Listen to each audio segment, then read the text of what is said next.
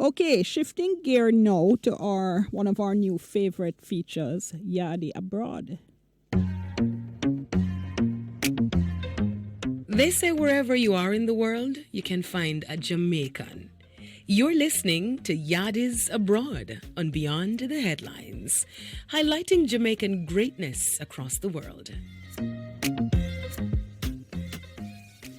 And we are pleased to welcome to Yaadi Abroad today Denise Appleby, who is a Jamaican who is a leading tax expert. Now, she has a master's in employee benefits from the John Marshall Law School. She has 6 different professional designations in various types of tax expertise.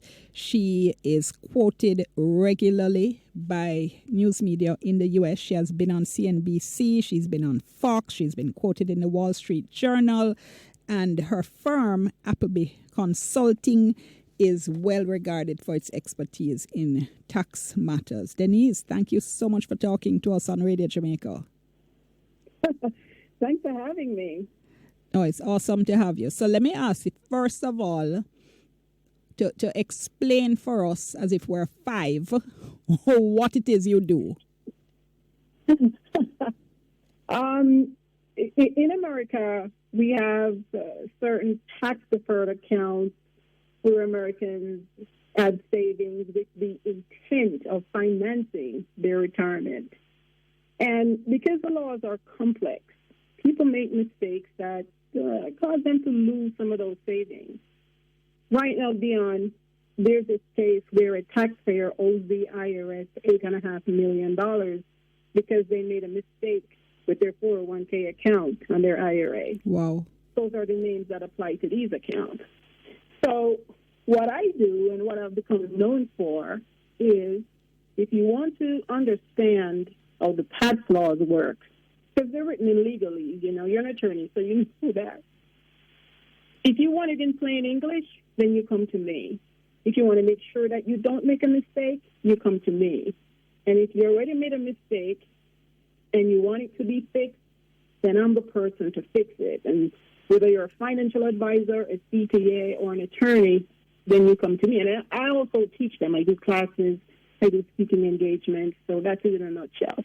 Okay. So that is such an important area. I mean, people in the States I know are so fixated on their retirement and how much you have in your retirement and how you take advantage of the various laws and so on. And of course, it's something we here in Jamaica are starting to deal with. But as you probably know, we have a huge deficit here.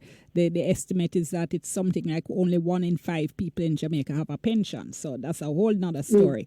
But how did you even come to get interested in that area? I tell you, it was by accident. When I just came here, I started by working at a local branch of a bank, and the pay wasn't great. So I applied at a brokerage firm, and when I started the Monday morning, I was supposed to go into a particular department. And the IRA department, the tax law department, was short. And so they borrowed me. I was supposed to be there for a couple of weeks, and I took to it like a fish to water. And the woman who was in charge said, "You're not going back. We're stealing you." And I ended up working in that department. And because of my nature, I want to know everything about everything that I'm working with. And so within 6 months, I became an in-house expert. Dion, when I came here, I didn't even know what the IRS was, what the tax code was. But even when I was in Jamaica, when I worked at the bank, they had some calculators that no one knew how to use, and I taught myself how to use it. That's just in my nature. I don't want to be the one in the room who has to be asking everybody what the answer is to this question. And so... No, it's fascinating because what you're telling us is that your entire career started out, like you said, by accident. Although some people would say, that's a universe for you. Yeah, like Oprah says, if a mistake is made, that doesn't mean that it's a mistake. Maybe it's the universe pushing you in the direction that you're supposed to go. Yeah. Because if I had stayed in the department that I was hired for, I know I would have done well. But that's not an area where you get to this level of prominence. You go from A to B, whereas for the tax law, there's a lot of caveats, there's a lot of nuances. Right. And many people consider this a boring area, so they want to have nothing to do with it. Yes. My coworkers used to laugh at me because when I'm coming in the morning, I have the big tax law book, reading on the train. When I'm going home and they're going out to bars on Friday night, they're like, come on, Denise, come on, you got to go. And I'm like, no, I got to read this because I'm getting questions from clients and no one in the firm understands it. So someone has to do it. Wow. I taught myself it. Yeah, and within, I'd say about a year, customers were insisting that they don't want to talk to anybody else. They want to talk with me. And it ended up that I became the go-to person at the firm, including for the legal department and every other department. When they didn't know what the answer was, they came to me. Okay, so let me take you back now because as I mentioned to you off air, one of the things that fascinated me when I just heard just little snippets of your story is that when you were here in Jamaica, you didn't go to what we used to call or what we call a traditional high school. In the days where we used to do common entrance and, you either pass for go high school or you go secondary school. And as I've said to my listeners before, because we forget these things very quickly, secondary schools back in the day didn't do the same curriculum as high schools. They didn't do the same exams. Students who went there weren't expected to go on to college and so on. And you, though, you went to secondary school. What was that experience like? Yeah, shout out to South Secondary School. Hopefully some of my schoolmates are listening. When you go to a secondary school, they have different levels of grade. Grade A, grade down to grade F. And if you were on the smarter side, then you were in grade A. So when I started so-called secondary school, I was in 8A, and I continued up until I graduated in the A grade. By the way, we had a debate once where my school debated Martby High School. And, of course, Martby High School kicked our butt, but it was a great experience. We had a teacher, Earl Silva, my favorite teacher ever. He always made sure that we knew that we could be great if we put our minds to it. I love that. So from the get-go, you still felt, okay, I'm in secondary school, but hey, I can still go out there and do things. Absolutely, yes. But you weren't doing the O levels that the high schools were doing. So how did you deal with that? Yeah, we actually had CXCs when I graduated. Okay. And after I graduated, no sub-story here, but when I was going to so-called school, sometimes I didn't go to school for weeks, months, due to circumstances. And, I still read my books because I love reading. It's not something that somebody had to tell me to do. And so I remember once when I went in for exams, Earl Silver again, he was the moderator for the exam, but I missed an exam day. And he said, Denise, we can't give you any extra time. If you can finish both exams in the one time that is allotted for one exam, then great. And I did. I got A's on both exams. You know what helped me, Dion? Reading. I think as far back as I can remember, I loved to read, and I read everything. No exception. I read everything. And in my experience, people who read will learn anything and will excel at anything. Because I just want to make sure I heard you properly. You said there were times because of circumstances you didn't go to school for, you said weeks or months?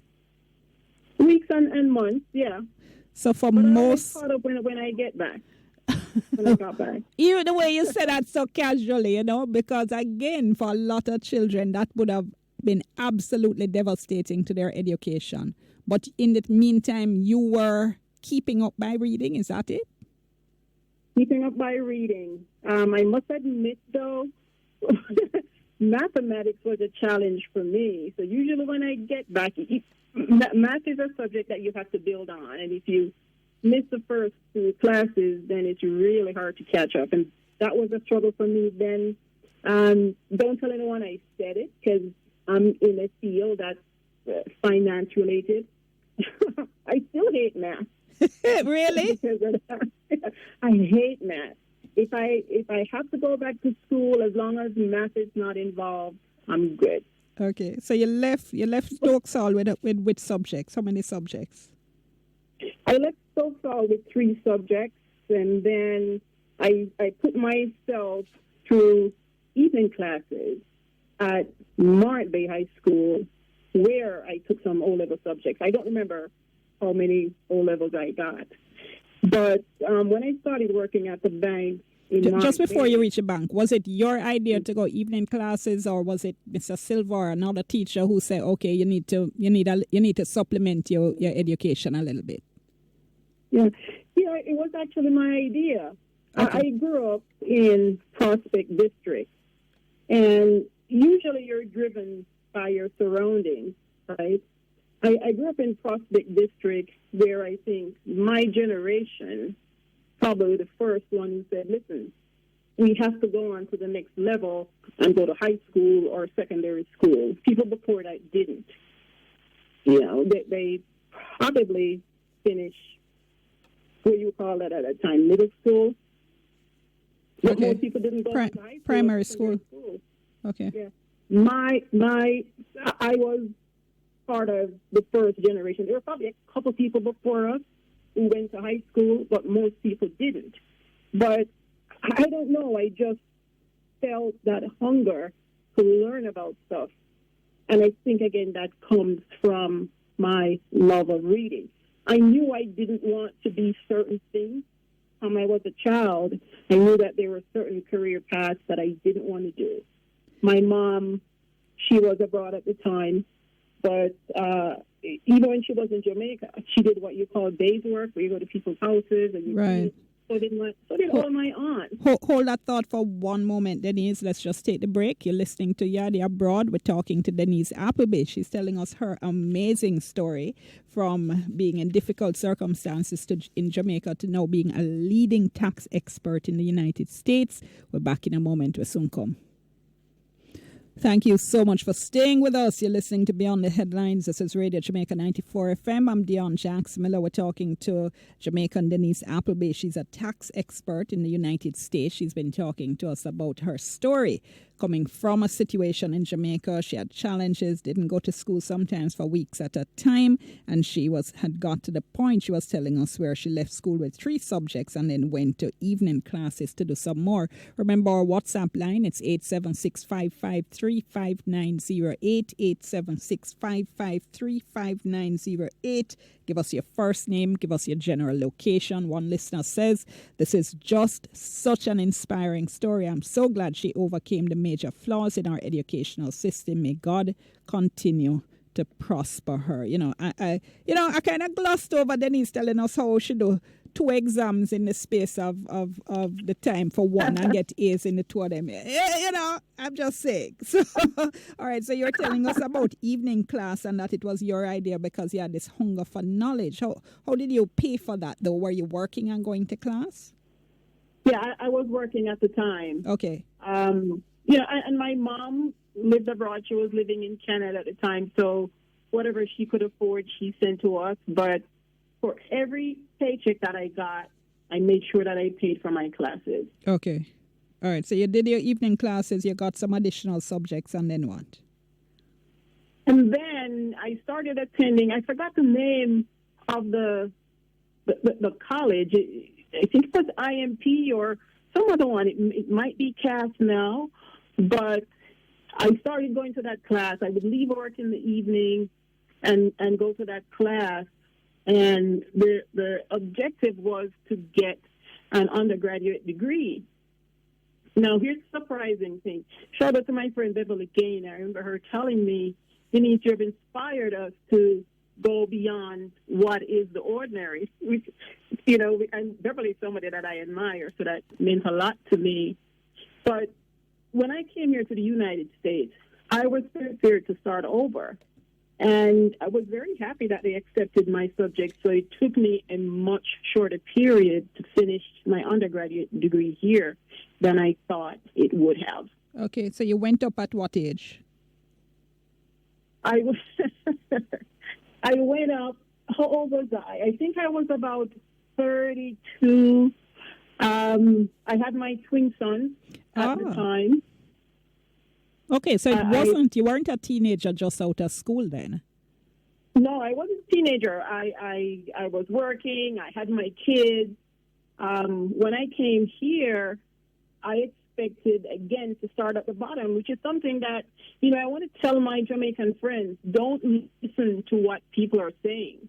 Because they used to tell me, even though you were a customer service representative at the bank, when you come to America, you're going to have to start at the bottom.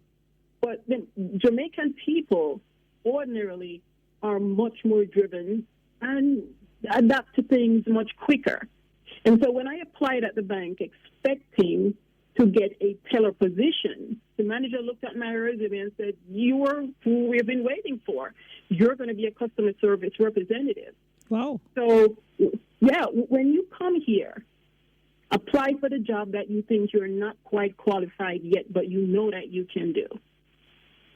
Okay. And I know I'm jumping ahead, but, you know, shortly after that, I applied at a brokerage firm called Pershing. And here's a quick story there. When I went in for that interview, my resume had a mistake on it. I was late for my interview because I took the train to the wrong place, not being used to America yet. And when I said to the woman, you know, I'm late, she said to me, "Listen, your resume has a mistake, but that's between you and I.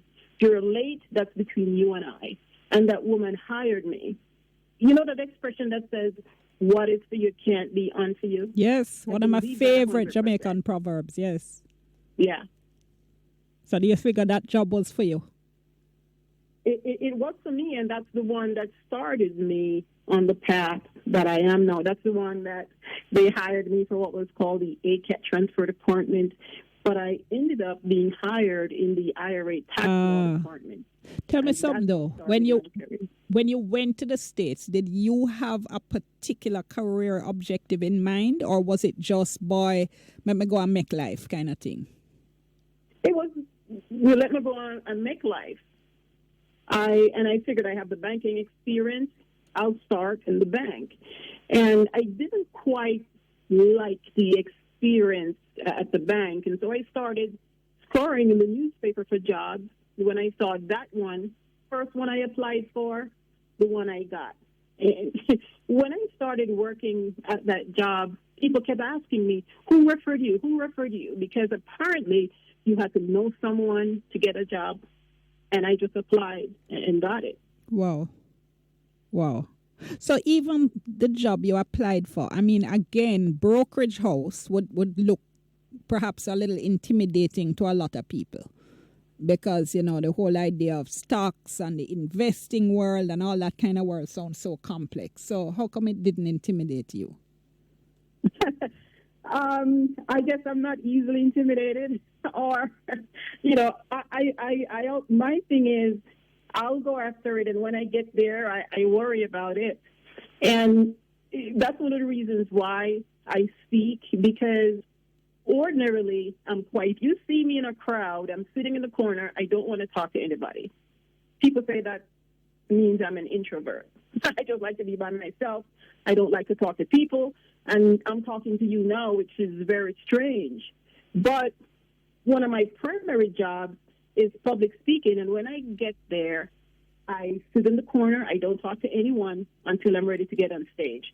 When I'm on stage, sometimes when I'm done, I'm like, "Oh, my God, you were supposed to be nervous." And I forget to be nervous. I don't think about stuff like that. My thing is go and do it. And if you fail, then you try again. And so far, thankfully, there's been no failure that I can think of. that has adversely impacted my career. No, another listener says another success story of someone who loved reading from childhood. Reading maketh the man or the woman. Congrats, Miss Appleby, says my listener. I'm inspired. Please continue to carry these success stories, Dion. Thank you so much for that, listener. Tell me something, because, I mean, I'm always fascinated when I hear stories of people who, you know, went through difficult times and can point to that teacher or teachers that they said made such a difference in your life. And you made such a thing of pointing out Mr. Silver, because while you were going through all of that in going back to school, it would have been so easy, I think, to get discouraged. Nobody would have blamed somebody in those circumstances from getting discouraged and, you know, just feeling that they can't make it. So you mentioned Mr. Silver. Was there anything else that helped you to make it through that? Yeah, I've never been one to sit and cry and, you know, ask why me. I probably had enough of that as a kid. So by the time I became a teenager, you know, if you get a cut on your knee often enough, that place, you don't feel any pain there anymore. I think I've gotten to that stage in my life where whatever comes, I push through. And if it doesn't happen, it doesn't happen. I'm not saying sometimes it didn't make me feel down, for lack of a better term. But you always know that the next day is coming, because those days when I didn't get to go to school, that time always came around when I got to go. And so I knew that that time would come around again, where I would get to go back to school. And I love school so much. Even now, I love pursuing education. My kids did not get that from me. Well, one of them did. I have 3 kids, and only one of them is like that. Both of them are like, Mom, I just want to be done with school. I have my master's. I'm done. Okay. Well, I mean, I'm looking at your resume, and they heap a letter them after your name. I can't say you love school. But what is the point? You are talking to us. You're at this institution, and you're the go-to expert in tax law and in IRA matters. What's the point at which you said to yourself, okay, time to strike out on my own and start my own company? Great question. While I was still at Pershing, the financial advisors who would call and ask for me would say to me, Denise, I don't want to wait when I have a question. I want to get to you immediately. Why don't you start your own business?